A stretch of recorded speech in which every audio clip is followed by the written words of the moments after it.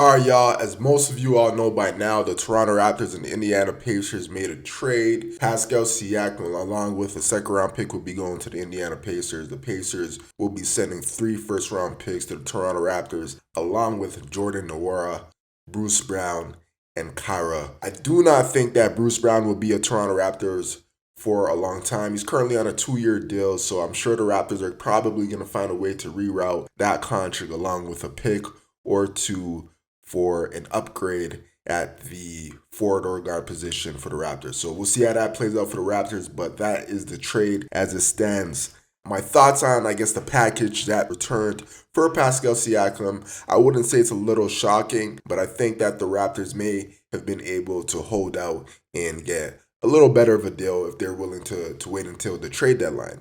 But I think the way Fred VanVleet, how that situation played out last summer, the Raptors didn't get anything in return. So Masai Ujiri wasn't really going to take that risk. He had a reasonable deal on the table, and I guess he thought that this was a good enough return for him to ship Pascal Siakam and get some sort of return back to the organization, and he was comfortable enough to do this deal. I mean, the players that the Raptors are getting back in return, I don't see any of them really playing a significant role with the team in the long or short term. Bruce Brown is probably the best piece. He's a solid piece. He can help a lot of teams. I'm sure he can help the Toronto Raptors, but I think the Raptors will use him as a trade chip along with 1 or 2 of their other picks to get somebody back in return. This is the deal as it stands currently. There are a couple of things that I want to touch on.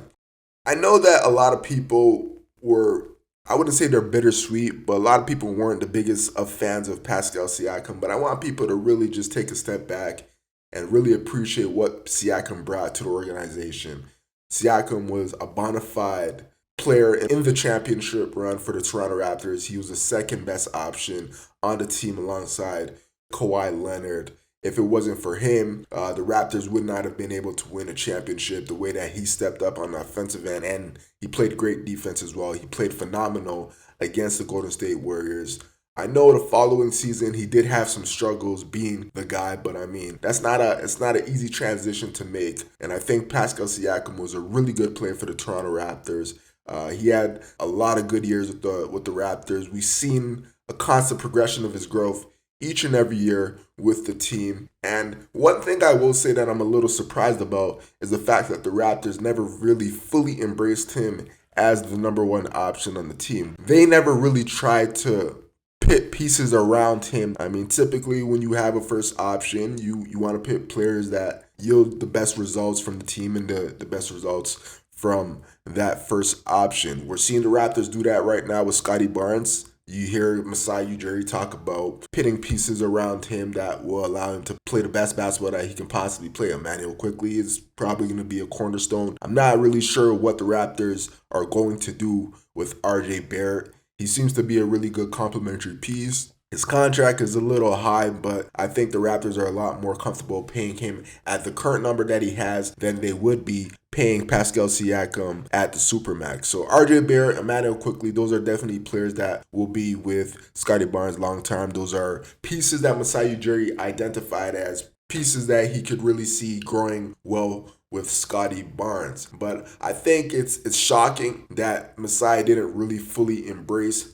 Pascal Siakam as a first option. He didn't put the pieces around him that would allow him to have his weaknesses covered. And it's not shocking. I mean, considering we've seen the writing on the wall that he was potentially going to be traded. But I don't understand why he wasn't fully embraced. I know some people didn't think he was a real official first option, and that may have been the reason why they did not try to build around him. But it's kind of disheartening that we didn't really fully embrace him as a number 1 option. Although I know it was probably best to see him go, it's sad to see him go in the same breath. So good luck to Pascal Siakam. Hopefully he does well with the Indiana Pacers, and we'll kind of see how he fits on that team. I'm sure he'll do a great job. He's one of those pieces that can really fit with a number of different teams and environments. He's versatile. So the Indiana Pacers definitely got themselves a great one. The Raptors, this is going to be a down season for them. There's no question about that. The Raptors, they need to find some more talent around Scottie Barnes. Emmanuel Quickley is definitely a good pickup. Can he be a top-notch caliber guard in the league? That's still to be determined. I liked what I've seen from him thus far. He's definitely a good shot maker, quick with the ball. He's shown the ability to be a playmaker when needed to be. So it seems like right now, so far, he's shown some good flashes with the team. RJ Barrett has also played well. I don't know if, like I said, I don't know if he's going to be a long-term piece for the Toronto Raptors, but I liked what I've seen from him. He definitely brings it every game that he steps on the floor. He plays with a lot of energy and effort. So we'll see how that plays out. One more thing that I do really want to touch up on is where do the Raptors go from here? The Raptors, we know they're going through a rebuild, and what the Raptors tried to do the last few years is they retool the roster and keep the roster as competitive as possible while still trying to find ways to restructure the team. Based on them making this trade, they're no longer going to take that path. This is a complete rebuild. They pretty much traded all the players that were part of the championship run. So this is a new era of the Toronto Raptors. I love Scottie Barnes. I love what he's showing on the floor. Can he really be that number one option that you can count on every night? I don't know. I really don't know if he really has that prowess, that offensive prowess. I know that he can really be a great addition to any team just because he's so versatile. He can score, he can defend multiple positions, but it's still to be determined if he can be a reliable first option each night. And now we're really going to put him to the test to see what he can be. I mean, the team is his. He doesn't really have Pascal Siakam to play off anymore.